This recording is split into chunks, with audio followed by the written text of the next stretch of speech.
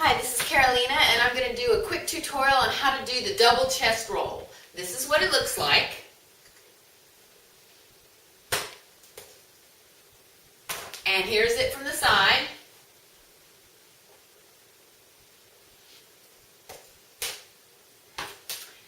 And here's how you do it. So first you need to learn the single chest roll. If you don't have that already, I recommend you check out my tutorial that I'll link to below called the Across the Chest Roll.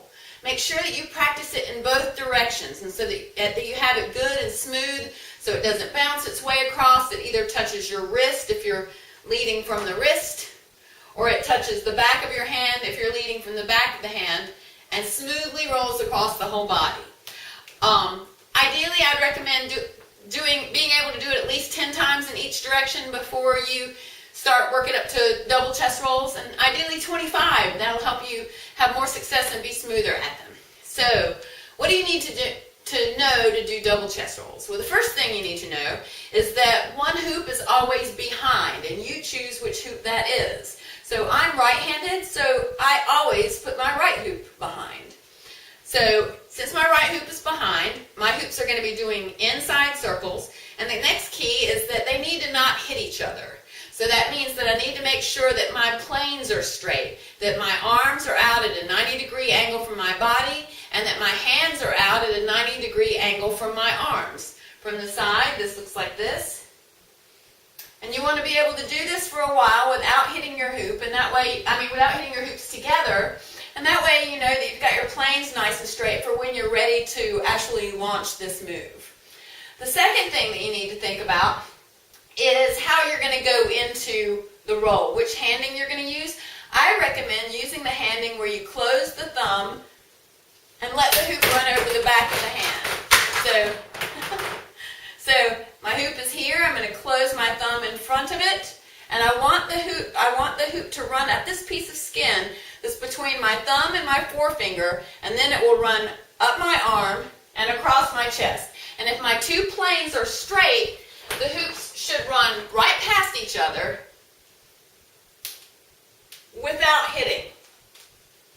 So the next thing that you want to think about is creating as big a shelf here for them to run on as you can.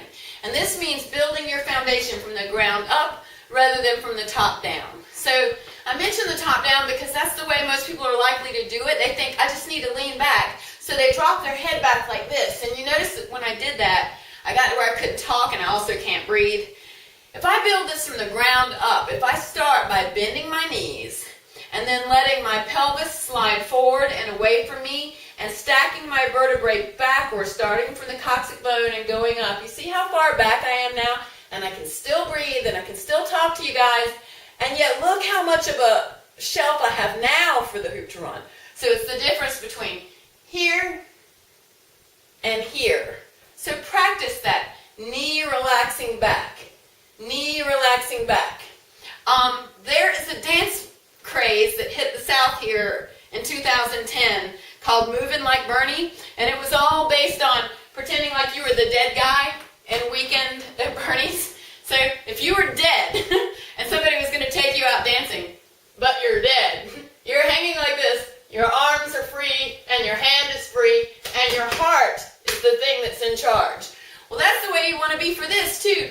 You want to have the rest of your whole body is relaxed, and your heart is in charge. Your heart is the thing that leans back. Your heart is the thing that leans up. So I'll also, in the description, post a link to that video, because if you've never seen it, it's hysterical, and it's fun to do. It's actually pretty good for you, I think, as far as releasing your shoulders. So, next thing is that once you are ready to release the hoop, this is the place where we're the most likely to tense up, because the hoop's going by our face and it scares us. So what we need to do is relax in this place that we feel scared. And the way we relax when we feel scared is by breathing. So if I know I'm going to be nervous when the hoops are crossing in front of my face, then I say, okay, I'm going to take in a deep breath, and when the hoops get there, I'm going to exhale. So that looks like this.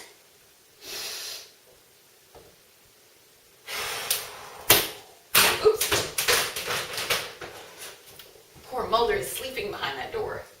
Sorry, baby. So, take a deep breath and exhale and catch it with your, and release it with your exhale. So I'll do it from the side, hopefully better.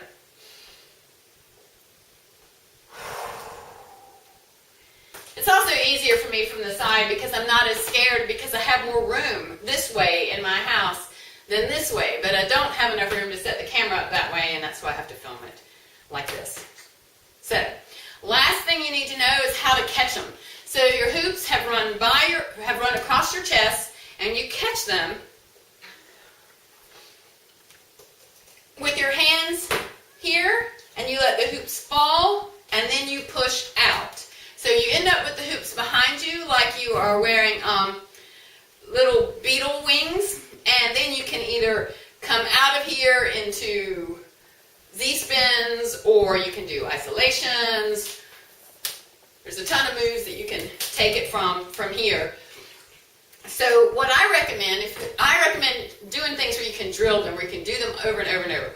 So if I was going to drill double hoop rolls, here's how I would do it. I would start with my hoops in my hands. I've chosen which one is in back. In my case, it's my right.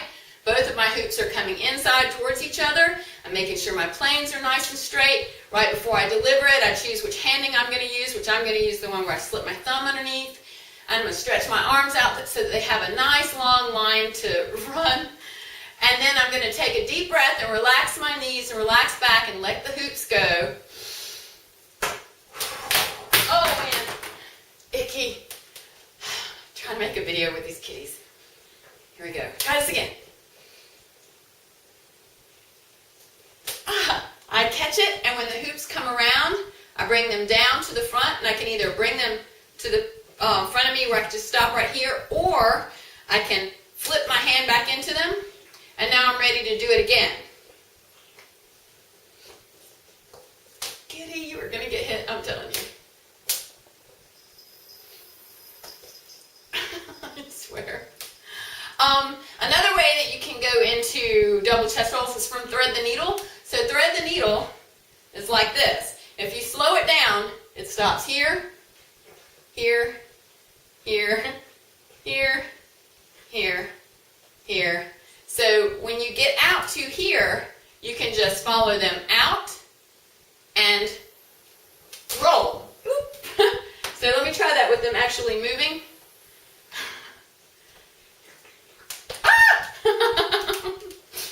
Oh my goodness. Boom, boom, boom, boom, boom, boom, boom, and boom. Yeah! Okay, so make sure that your planes are nice and straight, that your hoops are not hitting each other. If your planes are not straight, you can instantly correct them by closing a hand on it for a second and getting it back where you need it to be. So, right before you release, make sure that you go out to your length. When you get ready to drop, that hit you that's your own fault, cat. You won't even move, even now. When you get ready to drop, make sure that with your inhale, you're already softening your knees.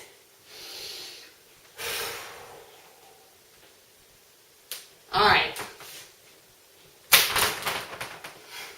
That's a crazy video. I hope it comes out okay.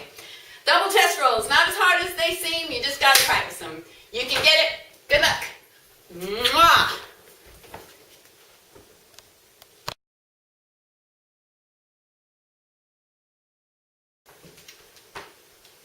Another important thing to remember is that in order for your hoops to pass by each other without hitting, they need to run smoothly, which means not bouncing.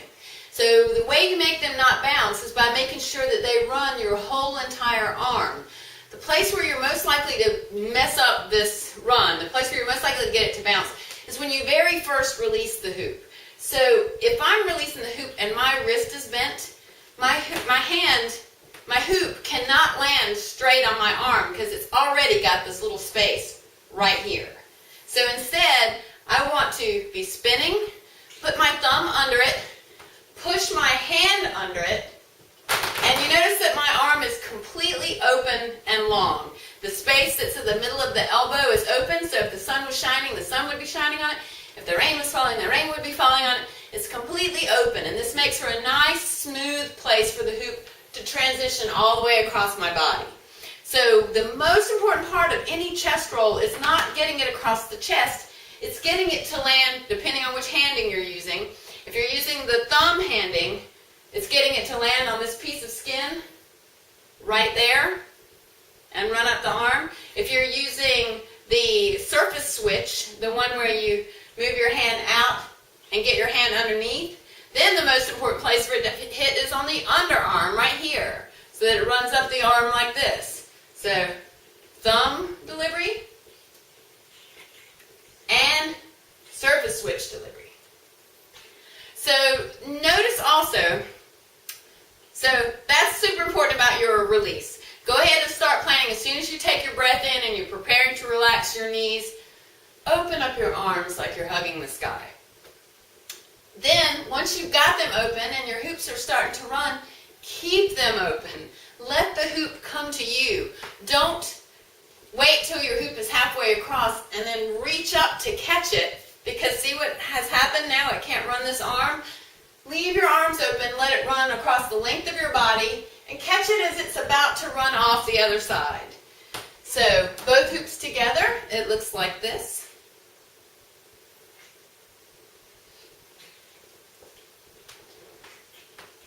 And for the surface switch delivery,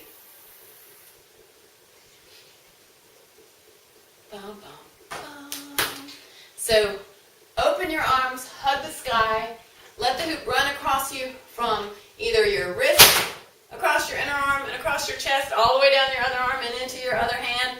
Or if you're using the thumb delivery, let it run from the back of the, between the thumb and the forefinger, across the arm, across the chest, and catch it over here between the thumb and the forefinger. I find whichever way I deliver it, I catch it that way. So if I'm delivering it like this, I catch it like this. If I'm delivering it like this, I catch it like this. It's just a matter of palms up, palms down.